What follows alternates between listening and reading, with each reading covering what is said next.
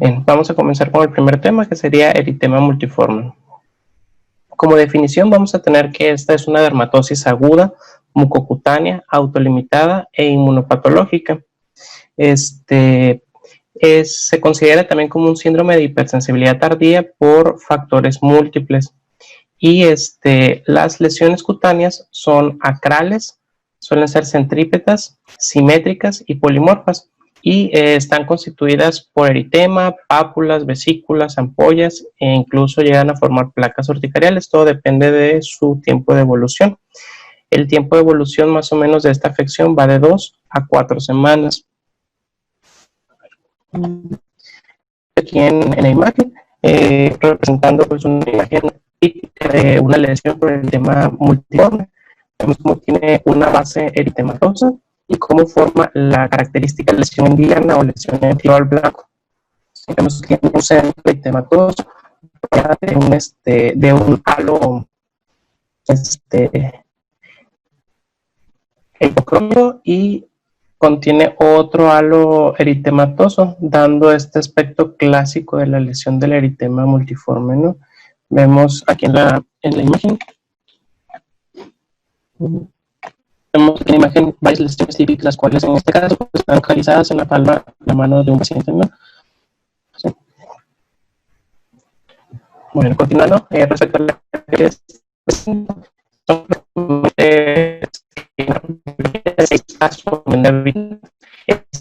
pues, se puede presentar en cualquier edad. Sin embargo, es más común entre los 20 y los 40 años de edad y tiene dominio en varones, aproximadamente en una proporción 3 a 1. ¿Se está escuchando bien? Bueno, en cuanto a la etiología, su principal etiología van a ser las infecciones, sobre todo tipo virales. Vamos a tener como principal agente etiológico en casi la totalidad de los casos al virus herpes simple. Sin embargo, también se ha asociado a virus de hepatitis C y algunas bacterianas, principalmente micoplasma dentro de este grupo, ¿no? Sin embargo, también agentes como lepra o micóticas como candidiasis vulvovaginal o algunos parasitarios se han encontrado como agentes causales de etiología. Sin embargo, también hay algunos factores físicos como alteraciones endocrinas y también como reacciones medicamentosas que no son tan comunes en este caso y más o menos es de 1 a 3 posterior al contacto con el fármaco. Dentro de los fármacos principalmente asociados a multiforme tenemos las vitaminas, la penicilina, las pesticidas, fenolina, carbamazepina, paroxetina y las personas. Y también pues todos aquellos que no se engloban dentro de que no se encuentra la asociación a alguno de estos otros agentes, pues se catalogan dentro del rubro de la etiología hidropática, ¿no? Bien, en cuanto a la patología de esta enfermedad, pues se aclara completamente y se puede en la etiología, ¿no? Pero esto que tiene esta afección una relación con el antígeno leucocitario humano de QV1 0301 y se ha propuesto un mecanismo en contexto de la infección por el virus herpes simple, ¿no? En el cual se propone que el virus es fagocitado por precursores de las células de Langerhans, las cuales después de haber fagocitado el virus viajan a la epidermis y depositan fragmentos virales a los queratinocitos, y posteriormente, debido a estos fragmentos virales que están en los queratinocitos, hay un reclutamiento en células CD4 y hay una producción de interferón gamma. Esto va a generar una carga inflamatoria a nivel de los queratinocitos, lo cual finalmente va a llevar a una lisis de estas células. Pues esto va a llevar a un daño epidérmico y mover un infiltrado inflamatorio a nivel de la piel, ¿no? Es un punto que tiene.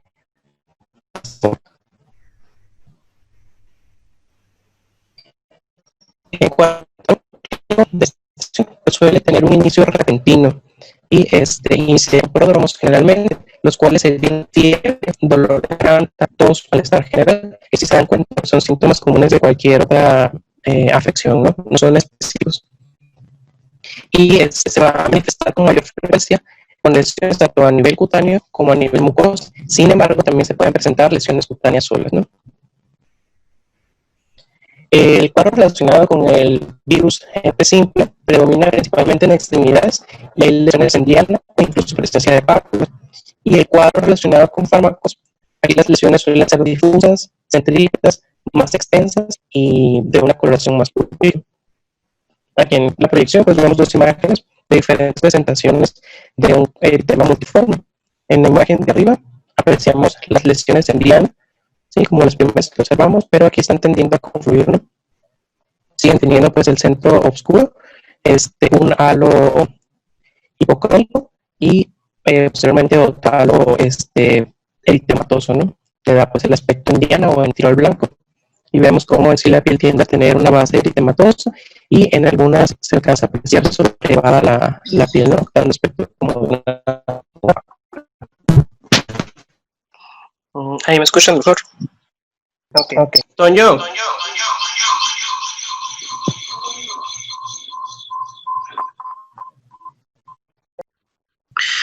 Bueno, en cuanto al cuadro clínico, según su gravedad, se pueden encontrar una forma menor y una forma mayor. Este cuadro, como ya les había mencionado, suele resolverse por sí solo entre 2 a 4 semanas y puede haber muchas recaídas o ser casi constante la aparición de esta afección una vez que se presenta por primera vez. Y pues aunque las lesiones cutáneas no cicatrizan como tal, la hiperpigmentación postinflamatoria puede permanecer durante meses de la resolución, en particular en pacientes con piel oscura. Como apreciamos en la imagen, ahí en la computadora, pues vemos también las típicas lesiones en diana. Vemos las lesiones en el paciente, el cual es un paciente con piel más oscura, y vemos cómo tiende ya el centro a tener aspecto necrótico, sobre todo en la porción que está cercana a los codos, ¿no? También es una forma de presentación de esta afección. ¿Ahí se escucha ya mejor? Bien, en cuanto a las lesiones cutáneas en este padecimiento, pues suelen ser simétricas, acrales y centrípetas, como ya les había mencionado. Predominan en cara, tronco, codos, rodilla, palmas, plantas y el dorso de las manos. En estas lesiones pues suele haber eritema, pápulas, vesículas, ampollas y lesiones urticariales. Todo depende del tiempo de evolución y se agrupan en placas de diferentes tamaños y formas. Y la lesión clásica pues es la lesión que ya les comenté, la lesión en diana. Suele ser una mancha eritematosa circular que evoluciona a pápula, luego ampolla central, que se deprime en el centro por una zona de necrosis, dándole el aspecto en tiro al blanco o en diana, como se aprecia en la imagen superior. Sin embargo, bueno, estas generalmente suelen medir menos de 3 centímetros de diámetro y a veces se pueden presentar como pápulas elevadas y edematosas, lo cual se denomina como eritema papulatum, el cual se puede apreciar en la imagen inferior, en el cual vemos lesiones eritematosas papulares de base pues eritematosa, ¿no? Vemos que no tiene el aspecto clásico de tiro al blanco, pero también se trata de eritema multiforme y pues tienden a confluir, ¿no? En este caso pues se presentan en la cara de la paciente y en el caso de arriba vemos que es en el dorso de la mano.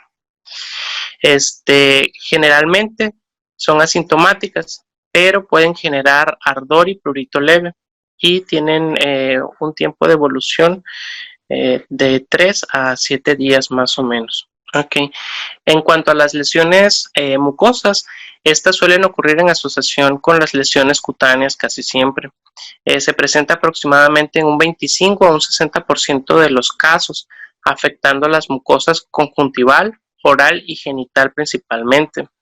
En estos casos, cuando hay afección de la mucosa, se presenta eritema, edema, ulceración y la presencia de pseudomembranas. La afección de la mucosa oral es la de mayor frecuencia, llegándose a presentar hasta en un 70%. En raras ocasiones puede extenderse a faringe y a tracto respiratorio superior, y en estos casos pues ya se presenta un caso muy complicado, ¿no? Por afección de la vía respiratoria. En la imagen que se aprecia en la diapositiva podemos observar pues a un paciente que tiene afección del dorso de la mano con las lesiones típicas en tiro al blanco. Apreciamos que tienen un centro aparentemente como más necrótico, y vemos afección de la mucosa oral. Vemos como la mucosa labial presenta pues una base eritematosa y ulcerada, ¿no? Incluso con algunas zonas como hemorrágicas, e incluso parece haber una zona ahí necrótica en el labio superior.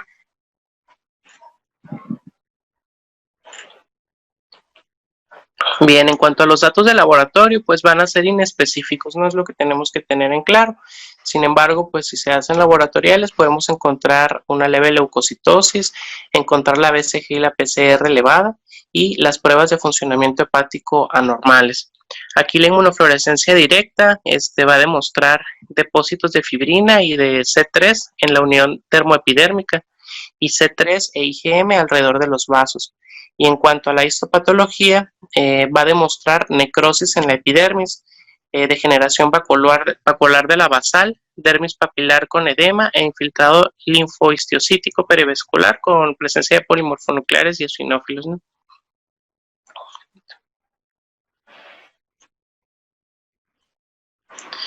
En cuanto al diagnóstico diferencial de esta patología, pues les puse aquí los principales, ¿no? La urticaria, pues esta diferencia, pues esta va a carecer de zonas centrales oscuras. Las lesiones suelen ser individuales, transitorias y duran menos de 24 horas.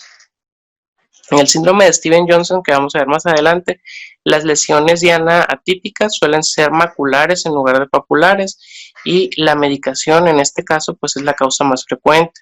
Recordando que en el eritema multiforme la causa o el agente etiológico viral es la principal causa y como ya mencionó el doctor Guerra, pues en un 70% aproximadamente el virus herpes simple, ¿no? En cuanto al pénfigo ampolloso, las lesiones propias del eritema multiforme en esta afección pues suelen ser raras, pero en caso de que se presenten en un pénfigo ampolloso lesiones sugerentes de un eritema multiforme, la biopsia sería la que nos sacaría de dudas, ¿no? El eritema pigmentado fijo son placas eritematosas oscuras únicas o múltiples con o sin ampollas centrales o necrosis y suele tener menos lesiones en el primer brote. Y en el pénfigo paraneoplásico es un trastorno con lesiones pues polimorfas y aquí también si llega a tener un aspecto similar al eritema multiforme, pues la biopsia y la inmunofluorescencia van a ser las que nos van a dar el diagnóstico etiológico como tal, ¿no?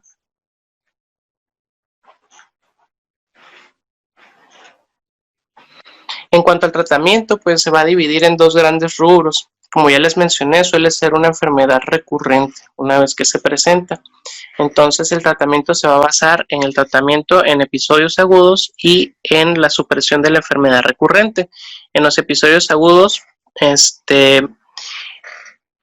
el objetivo va a ser la mejoría de síntomas como el prurito o el dolor, y en los episodios de recurrencia siempre va a ser el tratar de reducir la presencia de recurrencias o eliminar como tal estas apariciones del eritema multiforme de forma constante, ¿no?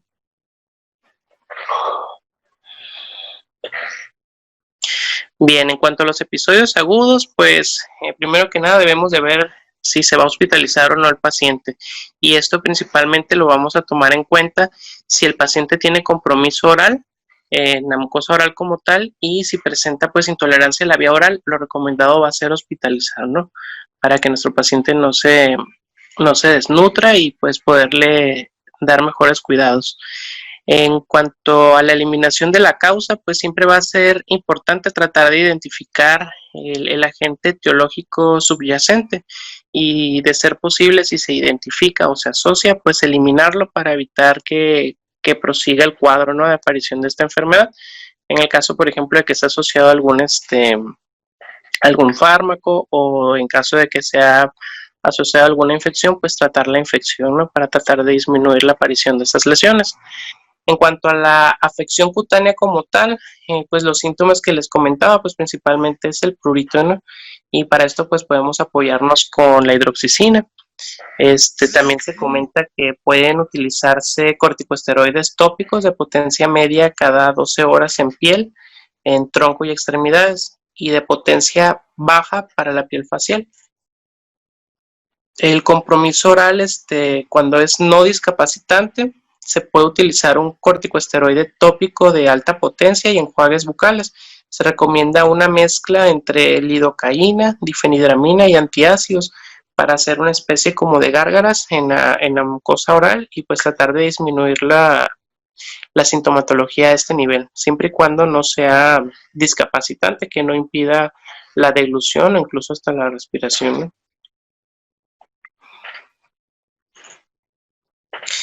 Cuando el paciente ya tiene compromiso oral incapacitante, la utilización de corticosteroides sistémicos está indicada. Se dice de una dosis entre 40 a 60 miligramos por día de prednisona o su equivalente, y disminuirlo durante 2 a 4 semanas, ¿no? También aquí es importante pues vigilar el compromiso ocular. En caso de identificarlo, pues hay que remitir al oftalmólogo al paciente inmediatamente para disminuir las secuelas a largo plazo, las cuales suelen ser pues cicatrización conjuntival y discapacidad visual.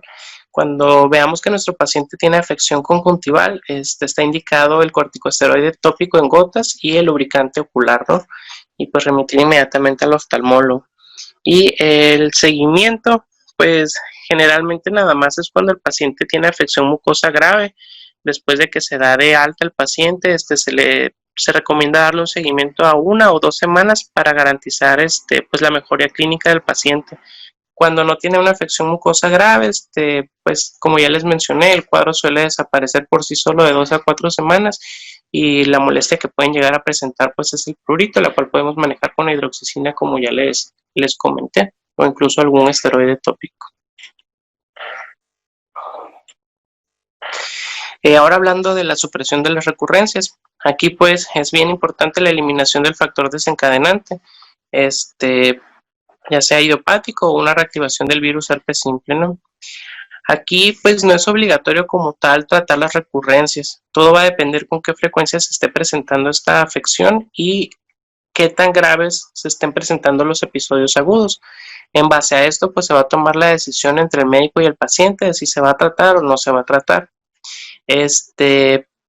Existe un esquema de tratamiento cuando la etiología es de origen idiopático o inducido por virus herpes simple, de 3 tipos, ¿no? La primera es la terapia antiviral oral de forma continua por 1 a 2 años. Esto en base de aciclovir, valanciclovir o fanciclovir. Como ven, pues es terapia por bastante tiempo, ¿no? Se menciona que en caso de que esta pues falle o no funcione, pues te puedes pasar también a la terapia antiviral intermitente, el cual consiste en cualquiera de los medicamentos antes mencionados, pero con un curso corto al inicio de los síntomas. Esto tratando pues de disminuir la carga viral y pues evitar que sea de forma extensa la afección por el eritema multiforme. En caso de que todas estas terapias fallen, se menciona como opción también el uso de algunos inmunomoduladores como la satioprina, el micofenolato o incluso la dapsona, ¿no? Ya en otras causas que no sean idiopáticas o por virus de herpes simple, pues se comenta que pues siempre es preferible pues evitar el agente causal. En caso de que sea un fármaco, pues evitar el fármaco, ¿no? Bueno, eso fue todo en cuanto a eritema multiforme. Vamos a pasar ahora al siguiente conjunto de temas, el cual es síndrome de Stevens-Johnson y necrólisis epidérmica tóxica, ¿no? Los vamos a comentar en conjunto, ya que como van a ver ahorita en la definición, pues suelen definirlo como una enfermedad dentro del mismo espectro, que es un continuo de la misma, y todo dependiendo del porcentaje de afección, se va a denominar como síndrome de Stevens-Johnson o necrólisis epidérmica tóxica. Bien, en cuanto a definición, pues tenemos que esas van a ser unas reacciones mucocutáneas graves y se consideran un continuo de la enfermedad y se distinguen por el porcentaje corporal afectado, es decir, la extensión del desprendimiento epidérmico. El síndrome de Stevens-Johnson se caracteriza por tener menos del 10% de desprendimiento epidérmico y la necrólisis epidérmica tóxica más del 30%. Entre el 10 y el 30% se considera que es una superposición entre estos dos, entre estas dos causas, ¿no? Entre un síndrome de Stevens-Johnson y una necrólisis epidérmica tóxica. Esta, a diferencia de la anterior, comúnmente es desencadenada por medicamentos, ¿no? Tenganlo bien presente. Y están caracterizadas por necrosis extensa y desprendimiento de la epidermis. La afección de las mucosas en este caso es mayor, es en el 90% de los casos, ¿no? A diferencia del anterior, que iba de un 25 a un 60%, aquí casi todos van a tener afección mucosa, y aquí va a ser la afección de la mucosa oral, ocular, nasal, anal y genital. Y aquí histopatológicamente presentan necrosis de la epidermis de parcial a total, ¿no? Ponle en algo tipo.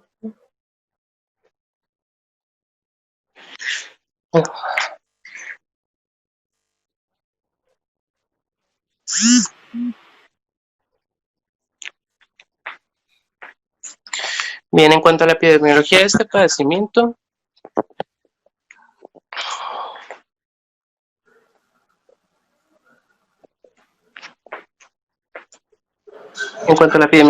padecimiento, pues tiene una incidencia aproximadamente, según la bibliografía, de 2 a 7 casos por millón de personas año.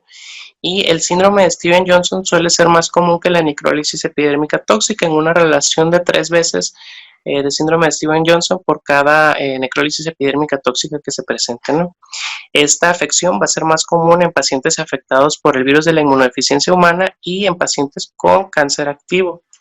Es más común en mujeres en una relación 2 a 1, a diferencia del anterior.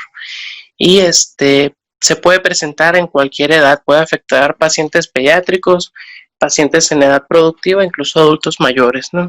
No discrimina en ese aspecto. Y tiene una mortalidad general aproximadamente de un 30%, siendo más o menos un 10% para el síndrome de Stevens-Johnson y hasta un 50% para la necrólisis epidérmica tóxica. La mortalidad en este padecimiento continuó aumentando hasta un año después del inicio de la enfermedad, como vamos a ver más adelante. Es decir, les da la afección, pasan como tal la enfermedad, e incluso se ha visto que hay casos que tienen mortalidad aumentada después de un año de haber presentado esta patología, ¿no? En cuanto a la etiología, pues aquí principalmente van a ser los fármacos, como ya les mencioné. Aquí pues va a caracterizarse porque la exposición al fármaco va a ser desde hace 4 días hasta 4 semanas antes del inicio de la reacción mucocutánea. Y en caso de que ya se haya identificado que, por ejemplo, un paciente tiene o tuvo un síndrome de Stevens-Johnson por metamizol, y después de que pase el cuadro, vuelva a tener una reexposición a metamizol, aquí el cuadro va a presentarse hasta 48 horas, ¿no? Entonces, dependiendo si es la primera exposición o es una reexposición, ¿no?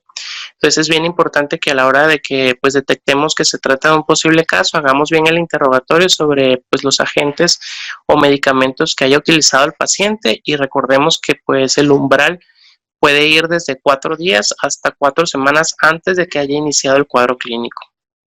En cuanto a los fármacos, pues es muy larga la lista, ¿no? Como podemos apreciar en el cuadro azul, va desde medicamentos comúnmente utilizados como el metamizol, el fenobarbital, la carbamazepina, la motrigina, penicilina, alopurinol, sulfonamidas, AINES, nitrofurantoína, que también es muy comúnmente utilizado, el metotrexate, la teofilina, algunas quinolonas, el fluconazol, neviparina, talidomida, tamoxifeno y el nivolumab.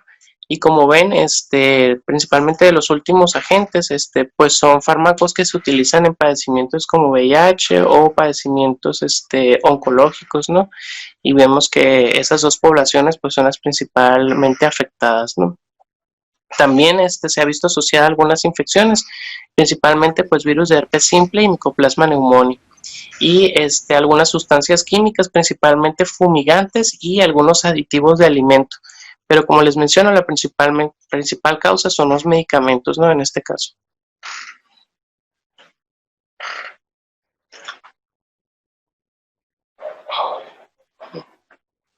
Bien, en cuanto a los factores de riesgo, pues vamos a tener, como ya les mencioné, que la infección por VIH, pues se ha visto que tiene un riesgo hasta 100 veces mayor para presentar esta etiología, ¿no?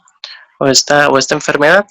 Y el tener una malignidad activa, pues también confiere muchísimo riesgo, sobre todo en los padecimientos oncológicos de índole hematológica, dando un riesgo de 30 a 60 veces mayor para este padecimiento.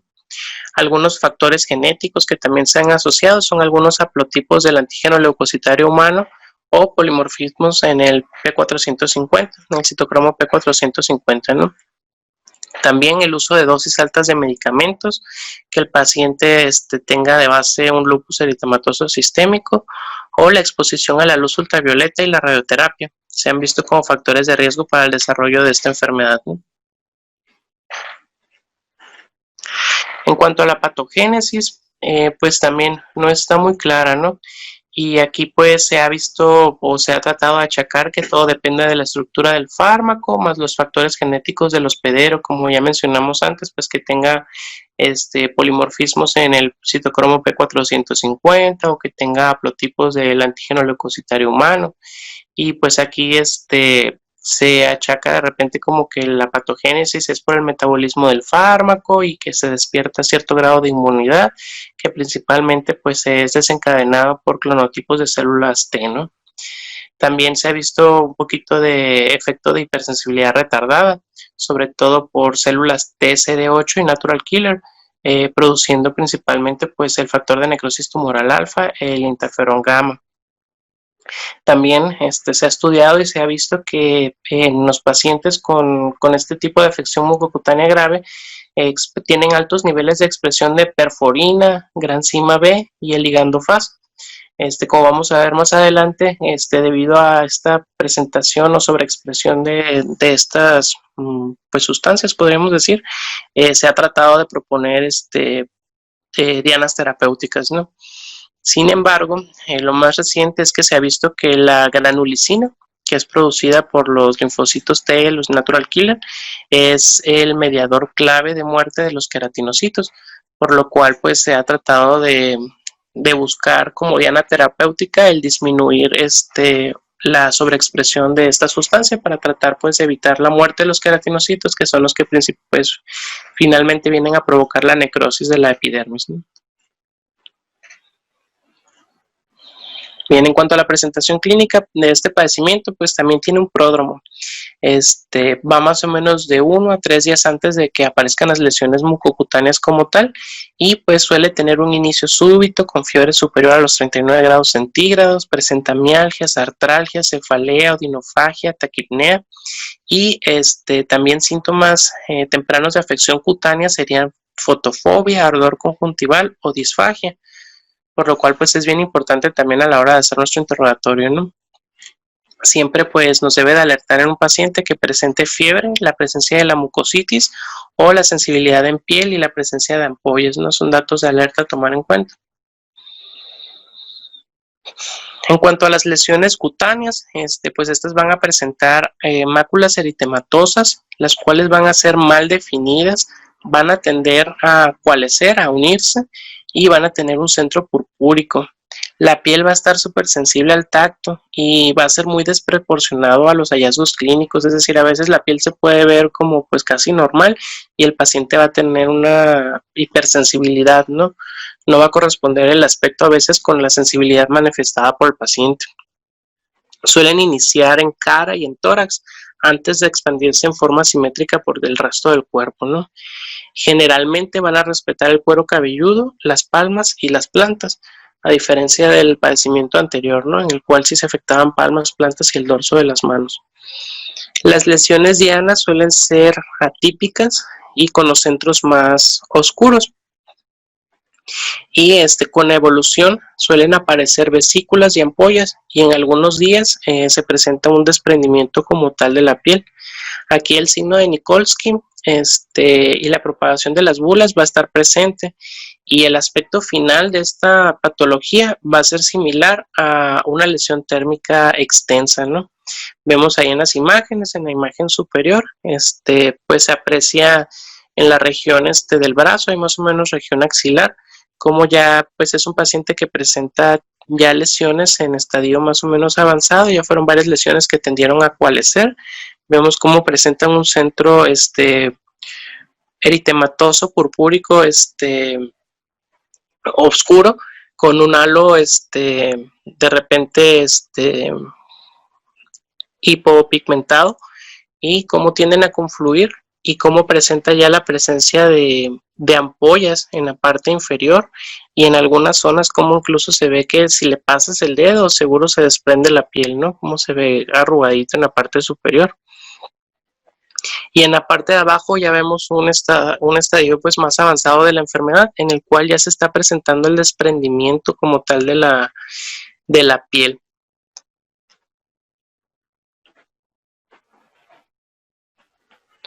Bien, en cuanto a las lesiones de la mucosa, pues puede preceder o seguir a la erupción de la piel, es decir, puede ir antes o después de la afección en la piel.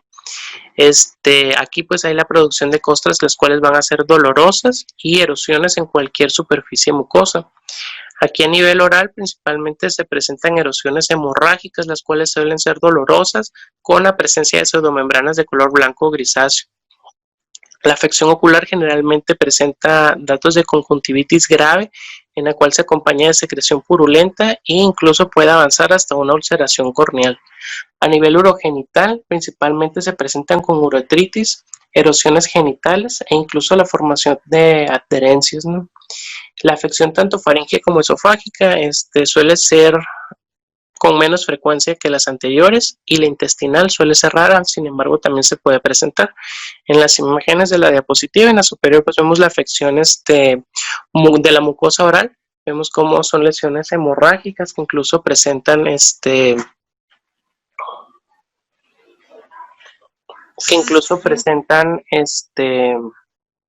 zonas como de necrosis, ¿no?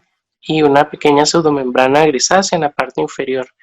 Y vemos en la imagen de abajo un paciente con síndrome de Stevens-Johnson con presencia de conjuntivitis. Vemos la inyección conjuntival en todo lo que es la conjuntiva, y vemos incluso como a nivel del canto hay una pequeña presencia de secreción purulenta.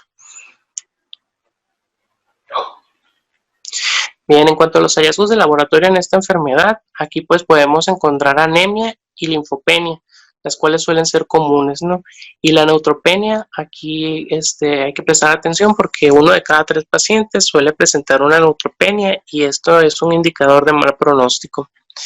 Aquí también pues existe por el desprendimiento de la piel como tal una pérdida masiva de líquido transdérmico, y por la necesidad de reparar del cuerpo pues esas lesiones, se promueve un estado hipercatabólico, y estas dos situaciones pues nos van a llevar a que ocurra un desequilibrio hidroelectrolítico, un aumento en el nitrógeno ureico, un aumento de la glucemia y un estado de hipoalbuminemia, ¿no? Entonces ahí pues tenemos que prestar mucha atención.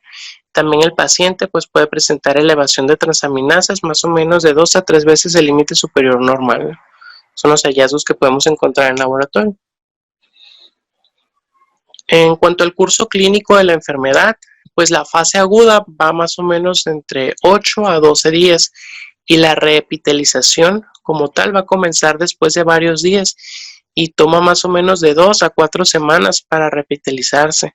Esto tomando en cuenta que nuestro paciente pues va a contar con los niveles adecuados de albúmina y de proteína para tener el sustrato para poder pues repitalizar, ¿no? Por eso tenemos que estar abusados ahí en cuanto a la nutrición del paciente. Y pues puede haber descamación gradual de la piel que no se haya desprendido inicialmente, e incluso puede haber desprendimiento de las uñas, ¿no? Con el paso del tiempo. En cuanto al diagnóstico, pues va a ser clínico, ¿no? En base a todo lo anterior que les comenté, se va a hacer el diagnóstico. Y siempre es importante identificar la posible causa y el retiro del agente como tal, ¿no? Vimos que la principal causa son los fármacos, entonces eliminar el fármaco para evitar que se perpetúe el daño. Aquí la biopsia de piel nos puede ayudar. En estadios iniciales pues pueden apreciarse los queratinocitos apoptóticos en la capa basal y la presencia de infiltrado perivascular en la dermis papilar por linfocitos T. Ya en casos que se tome la biopsia en estadios avanzados, pues ya vamos a poder apreciar la necrosis epidérmica de espesor total, ¿no? Y la inmunofluorescencia directa aquí siempre va a ser negativa, lo cual en los casos en los que tengamos duda, pues nos va a ayudar a hacer la la diferencia, ¿no? Y pues siempre tenemos que solicitar la biometría hemática, química sanguínea, electrolitos séricos, pruebas de funcionamiento hepático, BCG, PCR, tomar cultivos a estos pacientes y radiografía de tórax. Esto con el fin de pues los hallazgos que ya mencionamos y también pues descartar que el paciente tenga un foco infeccioso activo y poderle dar un seguimiento, ¿no? Porque como vamos a ver más adelante, el paciente en su manejo pues es un poquito prolongado y siempre tenemos que estar sobre encima de las complicaciones que pueden presentar, que vamos a ver ahorita más adelante. Bien, como les mencioné en cuanto a las complicaciones, debido al cuadro clínico que ya les presenté anteriormente, el paciente puede caer en choque hipovolémico, en un desequilibrio hidroelectrolítico grave, en insuficiencia renal, presentar datos de bacteremia o incluso caer en sepsis, presentar resistencia a la insulina, recordar que el paciente va a estar en un estado hipercatabólico, puede desarrollar una neumonía, una neumonitis intersticial o un síndrome de distrés respiratorio agudo. El paciente también puede cursar con diarrea, un sangrado de tubo digestivo o incluso desarrollar una perforación intestinal, recordando que pues la mucosa gastrointestinal también se puede ver afectada raramente, pero se puede afectar. Y el paciente pues nos puede caer en una disfunción multiorgánica. La sepsis, el síndrome de estrés respiratorio y la disfunción multiorgánica van a ser las causas más frecuentes de muerte intrahospitalaria en estos pacientes, ¿no? Entonces tenemos que cuidar mucho a estos pacientes. En cuanto al pronóstico, pues siempre es bien importante que se realice la evaluación de la extensión de la afección de la piel, es decir, el porcentaje de piel con desprendimiento y afectada mediante la técnica del porcentaje de superficie corporal afectada que se utiliza en los quemados, ¿no? La regla de los 9. Eso de forma inicial y está recomendado o se debe de hacer es aplicar la puntuación pronóstica de Scorten. Esto realizarlo en el día 1 y en el día 3. Esta puntuación pronóstica de Scorten pues nos habla de la tasa de mortalidad de nuestro paciente dependiendo de la presencia o ausencia de 7 factores, ¿no? Los cuales van a ser positivos si el paciente tiene una edad mayor a 40 años, si tiene una malignidad presente, si tiene más del 10% de la superficie corporal afectada, si tiene una frecuencia cardíaca mayor de 120 latidos por minuto, un BUN mayor a 28 miligramos sobre decilitro, una glucemia mayor a 250 miligramos sobre decilitro o un bicarbonato sérico menor a 20 miliequivalentes por litro, ¿no? Cada factor que esté presente va a otorgar un punto y su ausencia pues ningún punto, ¿no? Entonces después de que hagamos la aplicación de esta puntuación, dependiendo del puntaje que nos dé, como vemos en el cuadrito verde, dependiendo de los puntos, pues nos va a hablar de la mortalidad que va a tener nuestro paciente y vemos cómo aumenta de forma bastante importante de tener 0 o ningún punto a tener 3 puntos, como la mortalidad aumenta de un 3%, por ejemplo, hasta un 35%, ¿no? En el que el paciente que llega a presentar más de 5 puntos, pues es muy probable que muera, llegando a tener una mortalidad estimada hasta un 90%, ¿no? Entonces, bien importante no olvidar cuando tengamos un caso, aplicar el test al día 1 y al día 3, ¿no? Y esto nos va a hablar del pronóstico del paciente.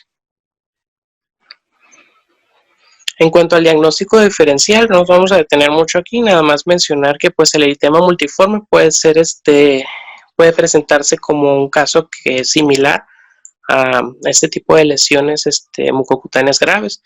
También la eritrodermia pues se pudiera llegar a confundir, sobre todo en estadios iniciales. La presencia de una pustulosis exantemática generalizada aguda también, así como algunas erupciones fototóxicas, sobre todo por la presencia pues de la base eritematosa extensa y pues presencia incluso o desarrollo de algunas ulceraciones pudieran llegar a confundirnos. También está el síndrome de piel escaldada por estafilococos, principalmente en niños, también pudiera confundirnos un poco en el diagnóstico, y el pénfigo paraneoplásico nuevamente pues aparece también aquí como un diagnóstico diferencial, ¿no? Entonces siempre apoyarnos de la clínica y de la biopsia en caso de que tengamos dudas. En cuanto al manejo, pues bien, son una serie de medidas, ¿no? Principalmente es identificar y suspender los fármacos potencialmente infractores, ¿no? Esto se ha visto que cuando identificamos y suspendemos el fármaco asociado o los fármacos que potencialmente pueden ser asociados a este padecimiento, se reduce un 30% la mortalidad, ¿no? Entonces es súper importantísimo que hagamos esto. Pues se recomienda que la atención de estos pacientes sea en la unidad de cuidados intensivos o la unidad de quemados, por el tipo de manejo que requieren, ¿no? Y descuidados. También se recomienda el cuidado de heridas. Pues se ha recomendado, o hay diferentes, pues vertientes, ¿no? Hay quienes apoyan la presencia de uso de gasas nanocristalina, hay quienes prefieren la gasa vaselinada, hay quienes refieren los aseos quirúrgicos o incluso quienes promueven los apósitos biológicos. En cuanto a los apósitos biológicos, se refieren a que si hay desprendimiento de la piel, o sea, tratar de no quitar esa pielecita, sino que mantenerla en el paciente, y a esto le llaman el apósito biológico, ¿no? La temperatura en la que el paciente va a estar expuesto se recomienda de 30 a 32 grados centígrados, esto con el fin de evitar el gasto calórico excesivo, ya que tenemos que nuestro paciente pues va a estar en un estado hipercatabólico, ¿no? Aquí va a ser también bien importante el control del dolor. Se recomienda pues el uso escalonado de la analgesia. Podemos basarnos en el propuesto por la OMS, ¿no? Del escalonado, y pues está indicado el uso de opiáceos en caso de ser necesario. Aquí va a ser bien importante la monitorización del paciente y la identificación oportuna y el tratamiento de las infecciones, ¿no? Porque como vimos, pues va a ser una importante causa de mortalidad, y pues vamos a tener a nuestro paciente pues sin la capa de protección de la epidermis, entonces es más probable que adquiera pues una infección, y al estar ya dentro de un ambiente hospitalario pues suele asociarse a que el paciente obtenga infecciones por Staphylococcus aureus multidrogoresistente o incluso Pseudomonas aeruginosa también pues multiresistente, ¿no? Entonces siempre estar bien abusados, checando signos o datos de infección temprana para pues iniciar tratamiento empírico, la toma de cultivos y pues el guío de la antibiótico-terapia mediante los cultivos, ¿no?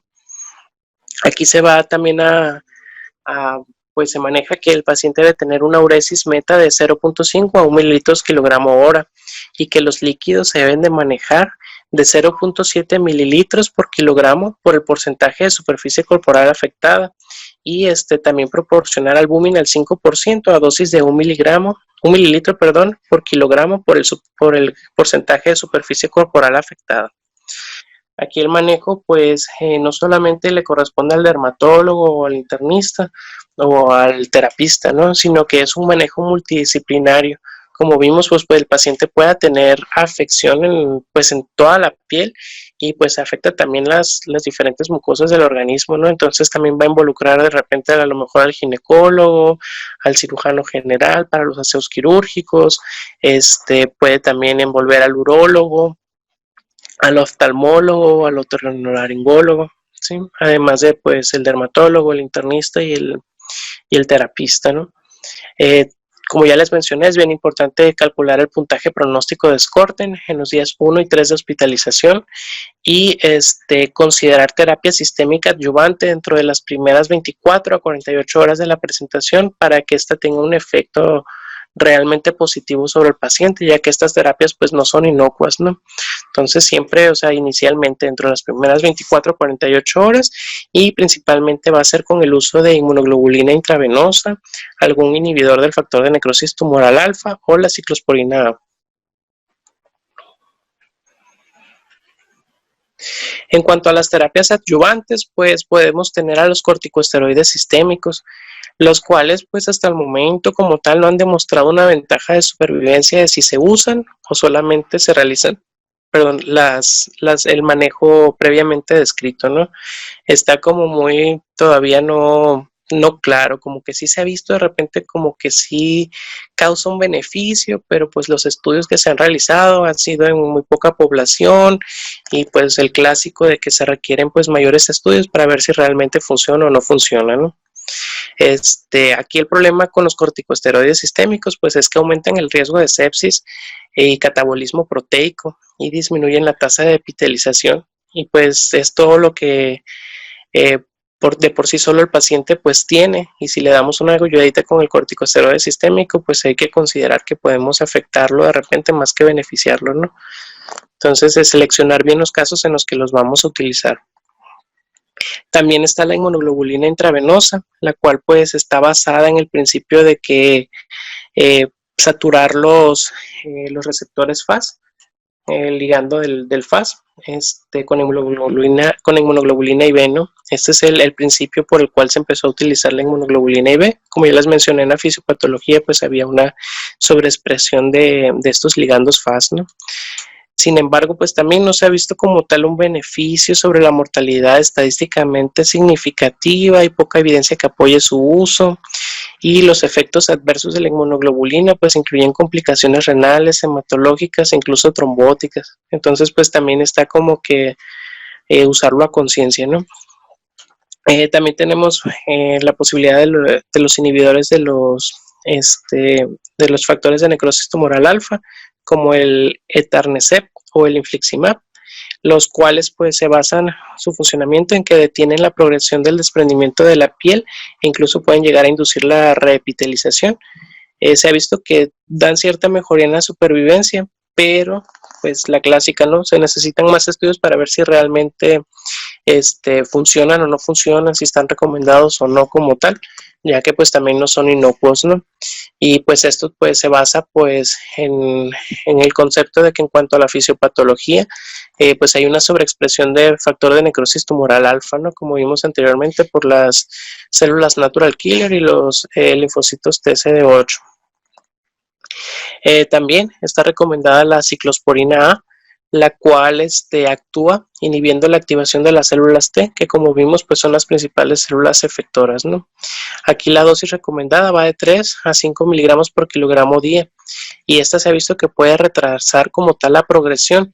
Sin embargo, como tal del todo, pues no ha sido estadísticamente significativo, ya que pues no es un padecimiento muy común, y pues las series de casos que se han realizado pues no han sido con pacientes suficientemente grandes o estudios bien realizados para poder dar una significancia estadística, ¿no? Pero se ha visto tendencia a retrasar la progresión de la enfermedad cuando se proporciona este tratamiento dentro de las primeras 24 a 48 horas. Y también pues se ha propuesto la plasmaféresis como un eliminador de mediador citotóxico, pero sin embargo se ha visto que pues también datos no estadísticamente significativos como tal. En una última revisión que vi, los que más estaban así como que despuntando como posibles tratamientos era el uso de corticosteroides sistémicos y la ciclosporina A, pero sin embargo pues se ocupaban más estudios para poder apoyar un poco más al uso de estas terapias adyuvantes, ¿no? Que como se menciona son adyuvantes. El manejo en sí del paciente va a ser con las medidas antes mencionadas, ¿no? Que principalmente serían de soporte.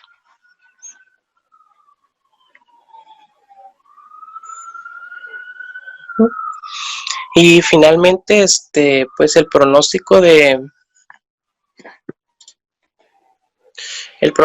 nuestro paciente, pues siempre va a depender del grado de afección cutánea. El grado de afección cutánea va a ser el principal factor de riesgo de mortalidad dentro de los 90 días posteriores al inicio de la enfermedad.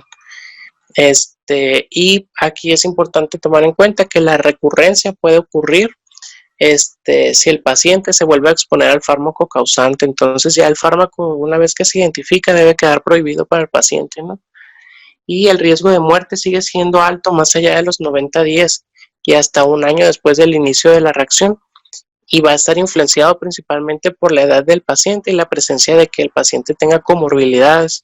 Y las tasas de muerte van desde el 23% a las 6 semanas de iniciado el cuadro, y pueden aumentar hasta un 34% después de un año de que el paciente se da de alta, ¿no? Como vemos, es una afección que incluso pues sigue presentando mayores tasas de mortalidad hasta un año después de que se presenta el cuadro clínico.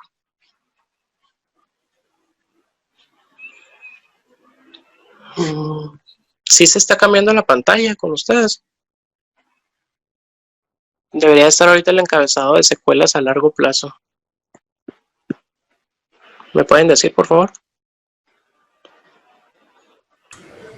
Sí, okay. Está viendo bien las okay. Diapositivas. Es que en la pantalla de mi teléfono no se ha cambiado, pero en la de la computadora sí. Sí, se ha cambiado bien todo desde que empecé a verlo. Ok, muchas gracias. Bueno, en cuanto a las secuelas a largo plazo en esta afección, pues vamos a tener que van a ser de índole principalmente pues de las mucosas, ¿no? Empezando por las secuelas a largo plazo a nivel cutáneo, pues estas van a ser frecuentes y van a incluir la presencia de hipo o hiperpigmentación posinflamatoria. Va a haber también zonas de cicatrización, va a haber la presencia de nevos eruptivos, un crecimiento anormal de las uñas cuando existe el desprendimiento de estas, incluso el paciente puede presentar prurito crónico. En cuanto a las secuelas oftalmológicas a largo plazo, pues son bien comunes, hasta un 50 a un 90% cuando los pacientes llegan a tener afección ocular aguda, ¿no? Y pues las secuelas van desde un ojo seco, fotofobia, triquiasis, neovascularización de la córnea, queratitis, blefarón, e incluso cicatrices corneales que van a conducir a la discapacidad visual o que incluso pues en raras ocasiones pueden llevar a la ceguera. En cuanto a las secuelas orodentales, pues el paciente puede referir molestias bucales, sequedad en la boca, inflamación de la gingival y presencia incluso de sinequias, ¿no? O mayor tendencia al desarrollo de caries y de enfermedad periodontal. En cuanto a las genitourinarias, puede haber aglutinación labial en el caso de las mujeres, estenosis introital, sequedad vaginal, dispareunia, incluso retención urinaria y hematocolpos, ¿no? Entonces es bien importante que a estos pacientes se les esté dando un seguimiento y como vimos, pues es multidisciplinario, ¿no? Tanto en el momento agudo como posterior es importante que tenga un seguimiento multidisciplinario para la detección oportuna de estas secuelas y pues tratar de mejorar las condiciones del paciente lo más posible. Finalmente, a nivel pulmonar, el paciente puede desarrollar bronquitis o bronquiolitis crónica con cambios obstructivos, incluyendo una bronquiolitis obliterante o una bronquiolitis obliterante con neumonía organizada, puede desarrollar incluso bronquiectasias o trastornos obstructivos.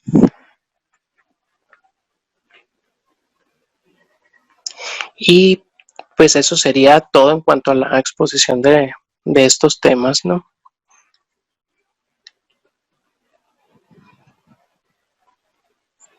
Aquí están las referencias bibliográficas, no quise ponerlas en cada diapositiva para no evitar sobrecargar las diapositivas, ¿no?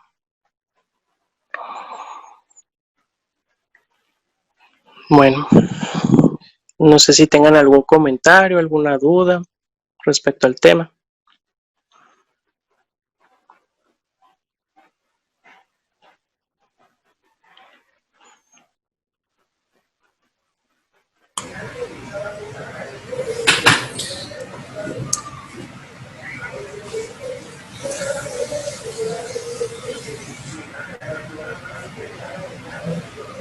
Bien, yo voy a hacer un comentario muy breve también. Desde que yo empecé a ver la plática, yo estaba en otra plática, desgraciadamente, que estaba viendo desde antes que empezaran ustedes, y no me podía salir de la plática esta. Digo, las dos pláticas eran interesantes, pero de igual manera la otra empezó primero y entonces tuve que terminar de ver la otra. Aquí yo cuando entré, pues ya iban un poquito avanzados en la plática, pero al parecer la plática fue sobre, no sé, eritema polimorfo, me imagino. Sí, Steven Johnson y necrólisis térmica tóxica. ¿Sí me escuchan? Sí, doctor. Entonces, a mí me pareció, todo lo que yo vi, me pareció una plática muy bien preparada, muy bien especificada, todo acerca de todo lo que se tiene que ver en esto. En estas patologías, afortunadamente para nosotros en dermatología, son problemas serios, son problemas de vida o muerte, y que gracias a Dios ustedes están al pendiente también con estos pacientes, porque sin el apoyo de ustedes sería un poquito difícil manejar un paciente como estos. De nosotros tenemos que recibir, de ustedes tenemos que recibir el apoyo en cuanto a la cuestión de todos los apoyos, todos los soportes que tienen que darnos ustedes en estos padecimientos, sobre todo en lo que es Steven Johnson y necrosis epidérmico-tóxica, debido a todas las alteraciones que existen. Si ustedes se fijan, hay unas alteraciones importantísimas, hay problemas de todo lo que son mucosas, de piel en general, hay trastornos de los líquidos, hay trastornos de procesos infecciosos, y aquí el hecho de que ustedes estén ahí a un lado de nosotros es bien importante, porque ustedes son los que van a sacar más que nada adelante al paciente por todo lo que ponen como soporte, el manejo de los líquidos, el manejo de los procesos infecciosos y todo esto es lo que a ustedes les corresponde, y creo que sin ello no saldríamos muy bien librados con estos pacientes. Son pacientes difíciles en los que en ellos encontramos una gran afección de piel y mucosas. En los pacientes de Steven Johnson es donde nosotros vemos la mayor cantidad de afección a nivel de mucosas, o los que empiezan con problemas a nivel oculares, bucales, genitales y demás. Y en la necrosis epidérmico-tóxica lo que vemos es más afección a nivel de piel en general. Son lesiones más extensas que requieren el manejo de líquidos y de todo esto, electrolitos y demás. Entonces, sí es importante el apoyo de las demás, por eso este es un manejo multidisciplinario, con la cuestión de necesitamos oftalmólogo que esté al pendiente de las mucosas oculares, necesitamos ginecólogos, necesitamos urólogos, y sobre todo necesitamos de ustedes los internistas, porque son los que nos brindan el mayor apoyo para el manejo de ellos. Sí tienen que estar muy al pendiente ustedes con ellos, porque entre más pronto se detecte el problema de un síndrome de Steven Johnson o de una necrosis epidérmico-tóxica, mejor le va a ir al paciente. Necesitamos ver cuáles son los agraviantes que tenemos para esto. Si el problema que hizo que se presentara estos problemas es un medicamento, entre más rápido lo detectemos es mejor para el paciente, ¿no? Ahorita todos estos medicamentos que se nombraron, todo lo que son los antiinflamatorios no esteroideos, últimamente yo he visto mucho paciente con problemas de Steven Johnson, no mucho, algunos pacientes con problemas por la lamotrigina. Antes veíamos mucho por carbamazepina, por sulfas y demás, pero ahorita he visto mucho con lamotrigina, y el último que vi fue por el halopurinol. Entonces, entre más temprano se detecte cuál es el medicamento que nos está causando el problema, es mejor, porque se va a suspender ese medicamento y al paciente le va a ir mejor, ¿sí? En cuanto a la cuestión del manejo, la verdad es que es un caos esto del manejo con ellos. Lo que más nos va a ayudar son las cosas de soporte que ustedes nos dan y le dan al paciente, porque en realidad lo que son los tratamientos a base de los esteroides, yo la verdad trato de no usar los esteroides. No se ha visto que tengan, la verdad, un efecto muy benéfico para los pacientes. En algunos, cuando veo ya algunos de mis compañeros internistas, sí ya le metieron esteroide y que dicen, no, es que le va a ir bien, y afortunadamente, gracias a Dios, les va bien a los pacientes, ¿no? Les ha ido bien. Pero en realidad, los esteroides yo trato de evitarlos lo más que se pueda. La inmunoglobulina es algo de lo que más se está usando actualmente, con efectos benéficos para el paciente, pero en realidad, entre menos le metamos cosas como esto, el uso del etanercept, el infliximab, yo nunca he manejado uno con etanercept ni el infliximab para esto. He manejado esto, pero con otras patologías, pero no con los pacientes con Steven Johnson o necrosis epidérmico-tóxica. La ciclosporina, la verdad, yo no la he utilizado tampoco. Entonces, prácticamente esteroides y la inmunoglobulina es lo que más se ha visto que se puede utilizar con ellos, pero a veces nos vienen a complicar la existencia, sobre todo los esteroides, porque pueden llegar a provocarnos problemas de infecciones agregadas, ¿no? O facilitan pues la cuestión de infecciones agregadas. Entonces hay que recordar que estos pacientes, el problema por el que más se nos van es por las infecciones agregadas, ¿verdad? Y por lo que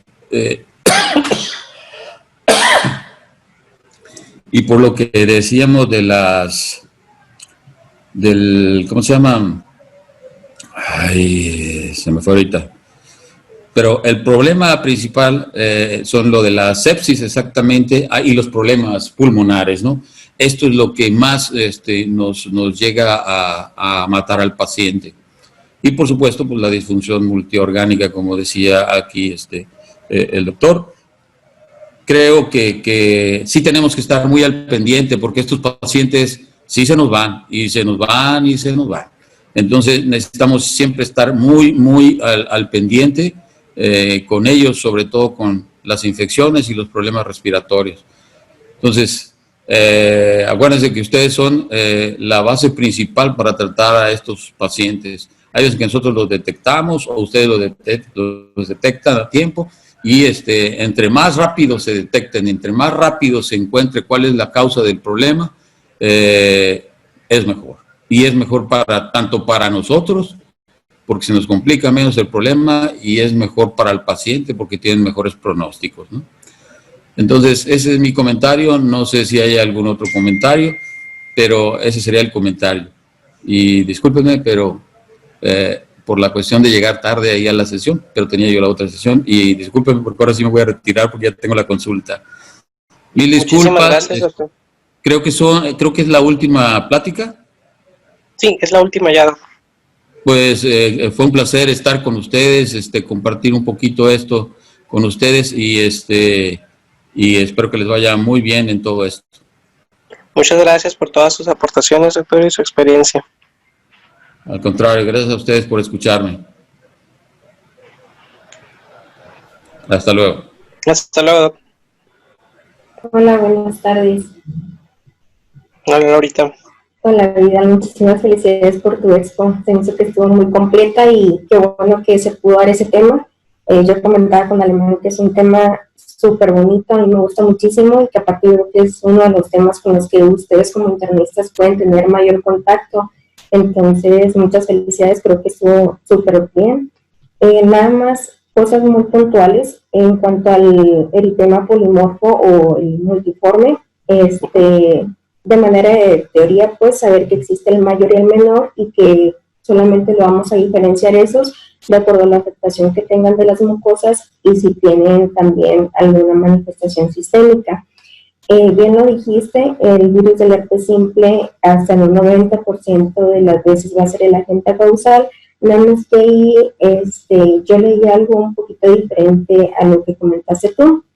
Generalmente el tratamiento para el herpes simple no es como que tan necesario ahí porque la enfermedad afortunadamente se autolimita en semanas, alrededor de 2-4, los pacientes ya están sin lesiones, entonces casi siempre el tratamiento pues es sintomático y a veces pues no es como que tan necesario, ¿no? Ya una vez que nosotros veamos que el paciente ya lleva varias episodios en el año, pues allí es cuando optamos por tratar el herpes simple. Para que ustedes puedan diferenciar entre el síndrome de Stevens-Johnson y eso, casi siempre en el multiforme, ahí afectan más a las superficies extensoras, o sea, se van sobre todo a las extremidades y afecta palmas y plantas, a diferencia de lo que pasa con el Stevens-Johnson, por ejemplo, ahí casi no hay afectación de piel cabelluda, tampoco palmas y plantas, entonces ustedes como pueden orientarse un poquito más con la clínica y pues las lesiones de tiro al blanco, ¿no? Que son muy características.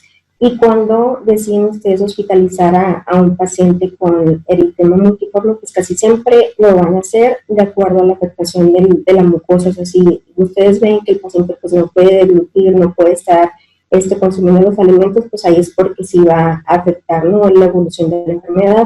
De todo lo demás, creo que lo pusiste muy bien. Y en Steven Johnson y el NET, ahí casi siempre la mayoría de las veces afectan más de dos mucosas, a diferencia de lo que pasa con la otra, casi siempre es la oral la que se afecta. Entonces en Steven Johnson y NET, casi siempre tenganlo por seguro que ya sea cavidad oral, conjuntiva, revisen uretra y todo eso, porque también tiende a afectarlos. Y ahí pues sí las complicaciones son más que nada con las infecciones, que ahí lo tienes tú en tu cuadrito, sobre todo por Staphylococcus aureus y pues Pseudomonas. Entonces sí es muy importante, a nosotros en la sede nos encantan las puntuaciones, los pronósticos, entonces pues súper bien el que pusiste ahí, el Scorten, y bien lo comentaste, es pronóstico. Pero para agregar ahí, cuando el paciente tenga más de 2 puntos, es indicación pues también de terapia. O si el paciente, independientemente de eso, ya tiene más de 30% de superficie corporal afectada, que sería un NET, es para que el paciente esté en la terapia porque se maneja como un gran quemado, ¿no? Y en cuanto a las medidas generales, la verdad es que no hay necesidad de hacer gastar tanto al paciente. Lo que conocemos es la vaselina normal, agarran su vasita, agarran un bonche de vaselina, las impregnan súper bien, inclusive pueden, a nosotros nos gusta la mupirocina, que la combinamos con la vaselina, le impregnamos súper bien la gasa y pues las colocamos en la superficie que está afectada del paciente y les va muy bien y es pues una terapia que en cualquier farmacia pueden encontrar, es económica y tiene buenos resultados. En cuanto a los antibióticos profilácticos, bien lo comentaste, hasta el momento pues no están recomendados, a menos que tú hagas un cultivo y ahí es donde haya pues una evidencia de una infección, pero pues mientras que sale todo eso, todas las medidas de esterilizar y soluciones antisépticas y todo eso, ¿no? Y nada más por último, en una de tus diapositivas vi que decía bulas como recomendación, pues para que lo digan correctamente. Lo mejor o lo ideal sería que ustedes, para todo impétigo, lo que sea ampolloso, ese es el término correcto. Bulas es una mala traducción nada más que tenemos pues al español, pero para que no me los vayan ahí a decir que no saben o algo así, entonces lo correcto es ampolla, entonces. Ajá, sí, y pues nada más felicitar a todos, sinceramente, se los digo de corazón, superaron mis expectativas, todas las exposiciones estuvieron súper bien, y pues agradecerles que me hayan dejado participar en esto, a pesar de que soy una R1, pero pues con muchísimo gusto aportar a mi CD. Muchas gracias, Laurita. Gracias a ustedes. ¿Aló? Adelante, Doc. Ya, nomás por último, yo ya. Bueno, pues coincido con todos de que han sido bastante buenas sus pláticas. Yo nomás les quiero decir cosas así literalmente prácticas. Ya ustedes no se peleen si es una cosa o es otra. Manténgame vivo al paciente y es todo. En los últimos casos que yo he llegado a ver con mi papá, que mi papá también es dermatólogo un poquito más tradicional que yo, lo que sí les puedo decir es de que los pacientes de Steven Johnson o de necrosis epidérmica tóxica, que yo he visto 4 nada más, que son un montón, a los que no les dan esteroides se mueren. Yo creo que a todo mundo, literalmente por piedad, le vendría bien que le den esteroides. Esa es la verdad completa. Y a final de cuentas, todo es tratamiento de soporte. Manténganme vivo al paciente. Si ya de plano no pueden, creo que los mejores para mantener vivos a un paciente hasta cierto grado son los anestesiólogos. Pero ya cuando estén en terapia intensiva y que les manden a un paciente, ya con que tenga más del 10% de la superficie corporal afectada, aunque ustedes no lo vean tan grave, acéptenlo, porque se complican de un segundo a otro. Y por favor, no me abandonen a estos pacientes. Tuve la mala experiencia de una viejita de 70 años que con un NET, que mi papá, era diciembre, sí, se atravesó 24, 25. Y pues mi papá literalmente, por ser como es, y apellidarse Guerra, en pocas palabras sí le iba a ver, pero nuestro internista estrella se desapareció y pues los líquidos, nosotros no somos exageradamente buenos. Y al final de cuentas murió por una deshidratación. Entonces, péguensele a estos pacientes, no los abandonen, aunque no se vean tan graves, sí lo llegan a estar. Y en caso de que ustedes no lleguen a encontrar la mupirocina o la pueden utilizar incluso vaselina sólida sola, o si no quieren y tienen más a la mano ahí pasta láser, lo pueden utilizar, pero nomás no metallen al paciente. Y en los cuidados generales, por favor, pídanles a las enfermeras que no utilicen la tela adhesiva, que utilicen si acaso un micropor o un tegaderma, algo mucho más suavecito, porque cuando intentan despegar eso es una tortura para el paciente. Evítenles el dolor. Y eso es lo único que me gustaría que ustedes, en pocas palabras, supieran. Los scores están excelentes. El diagnóstico, a final de cuentas, a veces hasta nos podemos pelear. Estuvo excelente. Aquí el virus del herpes simple, siempre lo preguntan en examen. Grábenselo. Y pues, felicidades. Muchas gracias por incluirme aquí también a sus pláticas. Gracias, Creo que doctor, por su son aportación. mejores.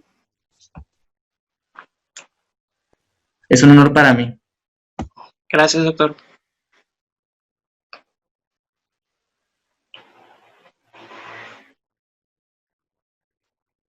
No sé si el doctor Barceló quiere comentar algo.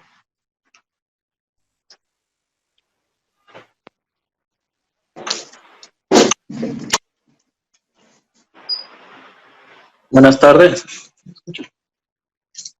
Ay, creo que no sé.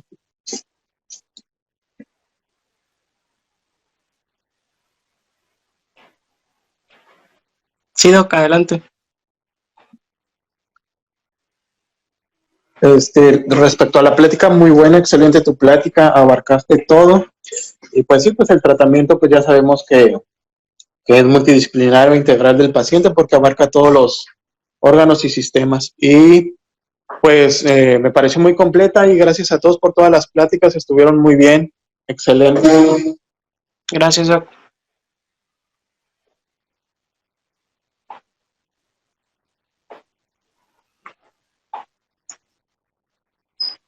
Bueno.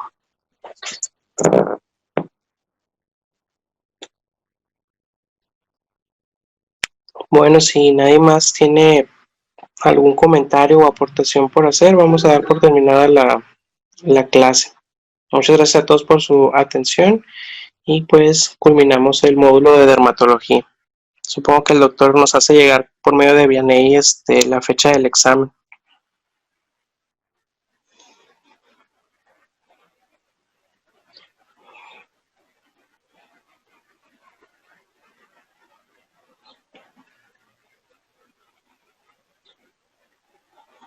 Bueno, gracias a todos.